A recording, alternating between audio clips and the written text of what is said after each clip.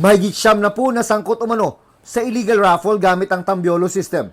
Arestado sa San Vicente, Tarlac. Bukod sa walang permit mula sa gobyerno, hinohokus-pokus umano ang resulta ng naka-livestream na raffle. 5 taon na raw nag-ooperate ang mga nasa likod ng illegal gambling operation. Sinampahan ng reklamong illegal gambling ang mga suspect na sinusubukan pa naming kunan ng pahayag.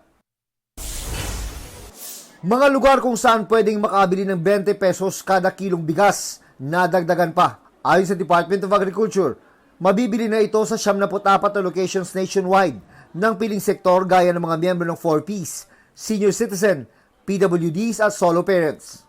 Umaaray naman ang mga magsasaka dahil binabarat umano sila ng ibang traders para sa 20 pesos na bigas. Inatasan ng National Food Authority na tulungan ang mga naabusong magsasaka. Egypt, naghahanap ng mga Filipino nurse para mag-train sa mga nurse doon. Ayon sa Department of Migrant Workers, lumalaki rin ang demand sa Lithuania para sa mga Pinoy workers sa larangan ng healthcare, maritime, transportation, construction at food services. June Veneracion nagbabalita para sa GMA Integrated News.